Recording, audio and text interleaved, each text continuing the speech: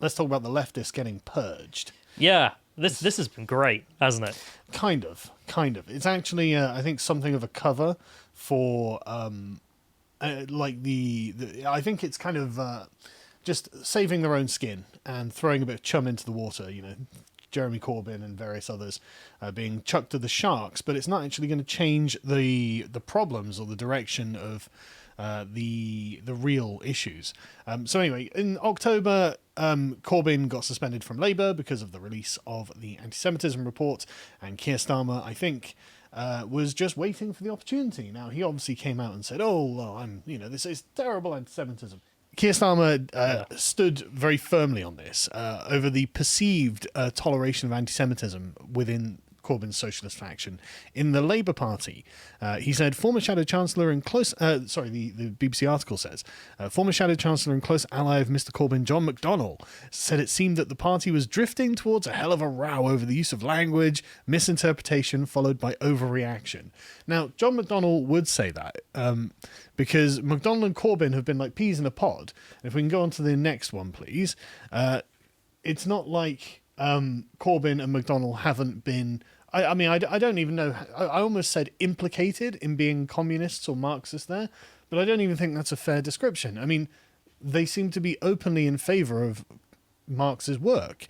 Corbyn described Marx in 2017 as a great economist. John McDonnell, if we can go to the next one, please, described how to a group of CEOs, this was at a Wall Street Journal's CEO Council, where he said they need to consider Marx's analysis.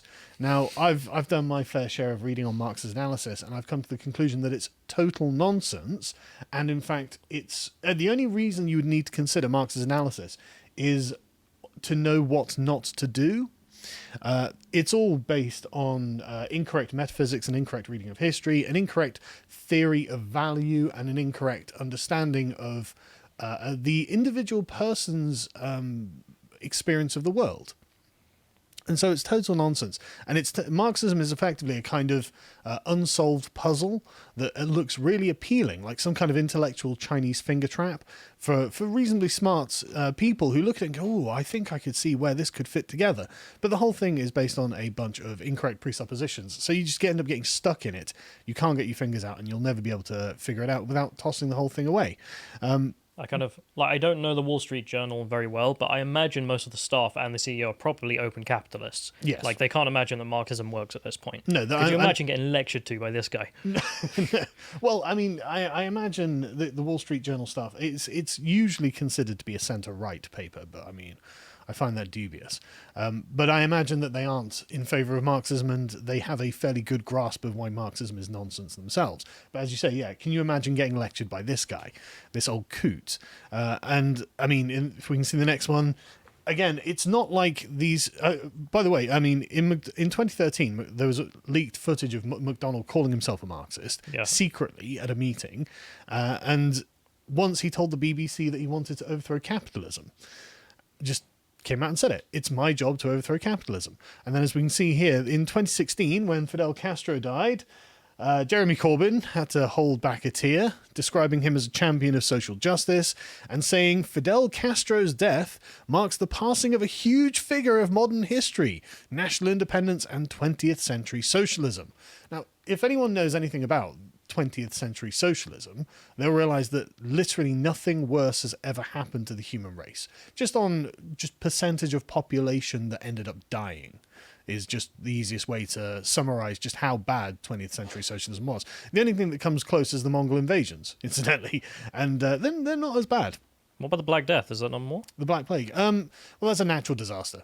Oh, okay. So it's You're not talking about human invented. Something that humans have done to one another.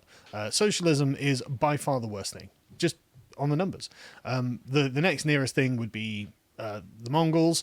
Probably the invasions of Tamerlane come a close third, something like that. But there are lots of things that produce massive body counts, and socialism is certainly one of them. Calling praising 20th century socialism is, again, this kind of delusional aspect that the Marxists end up seeing, because they look at it and think it's almost finished, it's almost perfect, we're nearly there, just a few more bodies. But anyway, so if we can go to the next one, we can see how this is the similar pattern that's being reflected on the other side of the Atlantic. This is an article describing Bernie Sanders' socialism. And they describe how he, since the 60s, has called himself a democratic socialist, which is true. But I think, again, this is Bernie Sanders being more measured because he's a politician than I think his core convictions would really belie. Because, I mean, this man has a very long history of living on communes, honeymooning in the Soviet Union, and taking their propaganda at face value, saying how their palaces of culture are wonderful, the country's being so brilliantly run, people have got lots of food, and actually it's a good thing to go to bread lines because otherwise they'd be starving.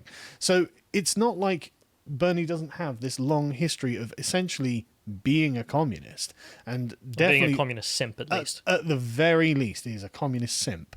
But the thing is, as well, I think you can reasonably say that under Bernie's sort of tenure as the godfather of the socialist movement in the United States, he has kind of wet nursed an extremely radical strain of socialism into the Democratic Party under the guise of the Squad: Alexandria Ocasio-Cortez, Ilhan Omar, Ayan Presley, and who was the other one? Who's the other squad? I don't remember either. To be honest, AOC is the only one that's even rememberable. AOC and maybe Ilhan Omar for the fucking corruption about her. And marrying her brother and things like that. Yeah.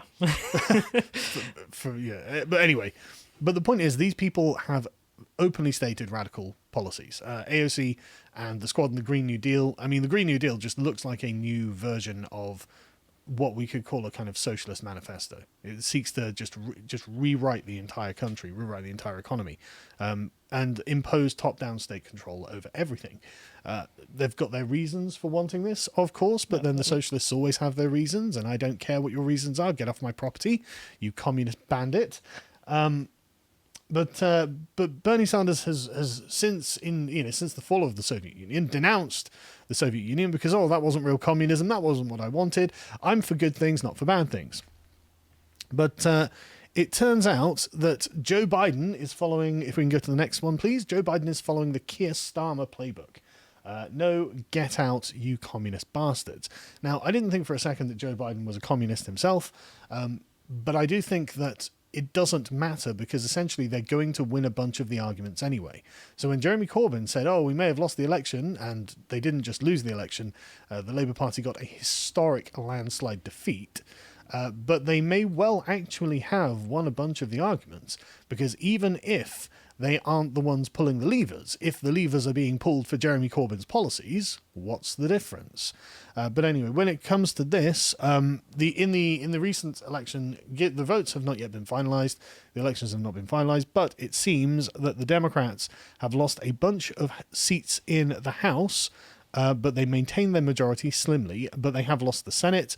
There's a lot of blame being allocated internally within the party, and according to Politico, both Sanders and Warren, who are both, I just think we can call them radical left-wingers, have been ruled out according to Politico. And the funny thing about this was a bit of leaked audio. If we can go on to the next one, please. A bit of leaked audio from a woman called Abigail Spanberger, who's a Democratic Virginia congresswoman who nearly got absolutely waxed in these elections. She only just held on to her seat by the most very narrow margins.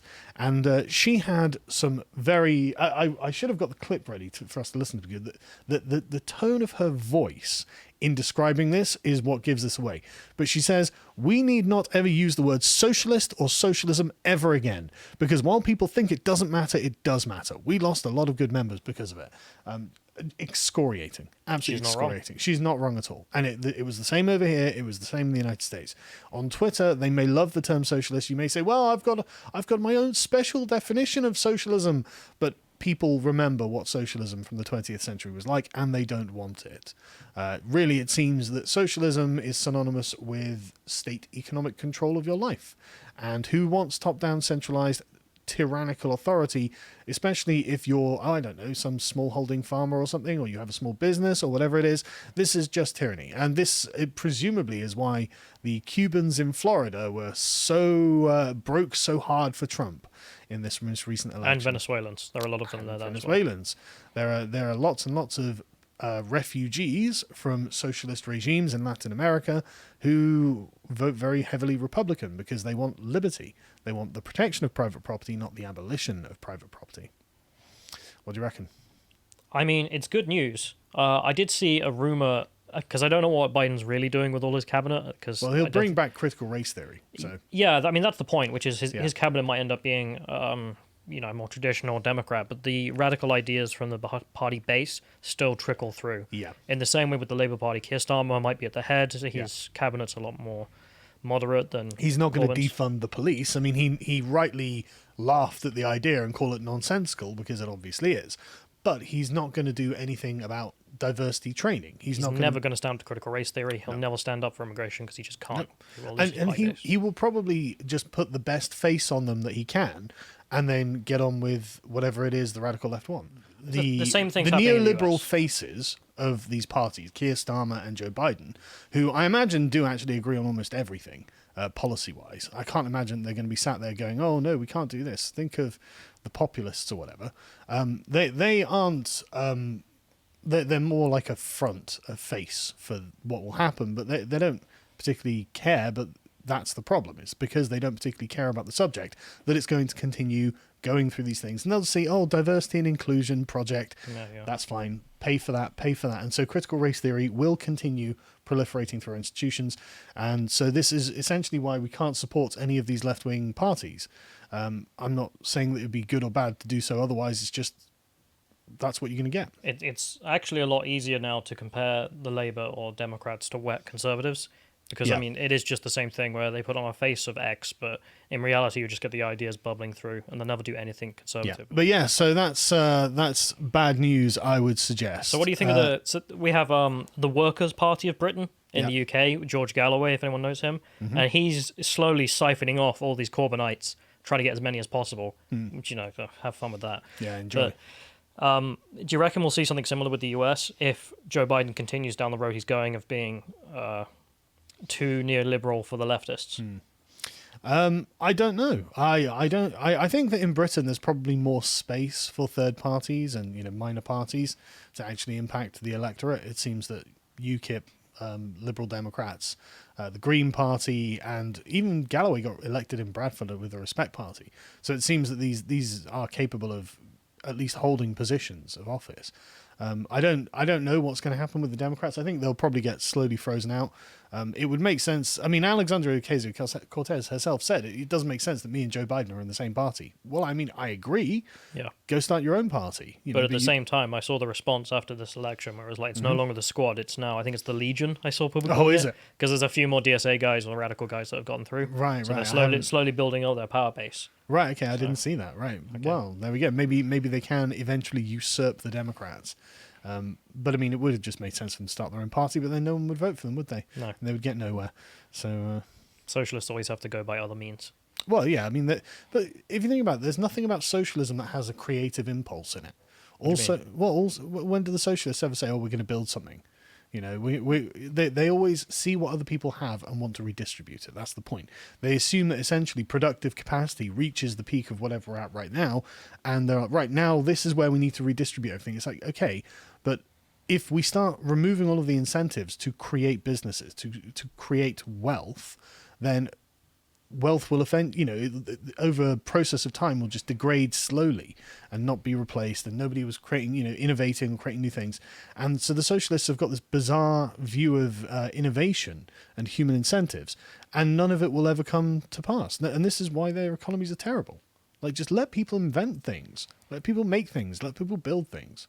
So what do you think, because what we're looking at here is the Conservatives in the UK are tanking in the polls. Yep. And I've seen a lot of, we'll get into it later with a lot of the drama today, but also with COVID and whatnot. All Keir Starmer really has to do now is keep good face, Yep. don't have any major mess ups, Yep. and just slide the way 40%. Yep. He'll get himself as PM. Yeah, it's terrible. But what do you think he'll actually do as Prime Minister with the Labour Party? I think it'll just be a return to Blairism. So it'll be as radical as Blair, though, that it's public face of nothing, but when it gets to it, massive reforms to completely destroy the structure. I don't think he'll do anything that's outside of what Blair has set in motion. I think he'll just continue the process. So the immigration will never be controlled, and it will probably increase. Taxes will go up. Things like this. Voting age will go down to 16. Voting age will go down to 16 and include foreigners. Which it already does in Scotland and in Wales. Yeah, exactly.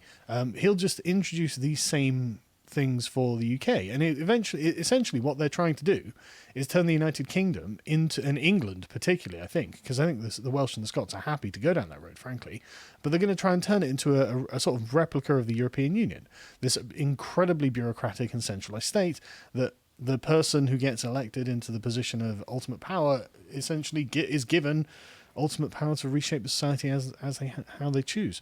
I think it's terrible. I think it's awful. I think we're going to really regret it. I already do regret it. So that's why I'm wondering with Joe Biden, will he get rid of the Electoral College? Will he try to do the same things as Blair? Well, he wouldn't say he wouldn't stuff the courts, so I think, just trust... I mean, if he was to come out and say, I'm going to stuff the courts, I'm going to get rid of the Electoral College... Oh, he'd have got tanked. Would it be... No, but if he does it after getting elected now, it's not going to be a surprise. No. They'll be like, oh, yeah, okay. No, I would expect him to, Again, it's not being able to win in a fair competition, isn't it? And that's what we see repeatedly about the left. They feel the need to try and change the way that things work in order to get the result that they're looking for, because the process doesn't matter. It's the outcome that's important.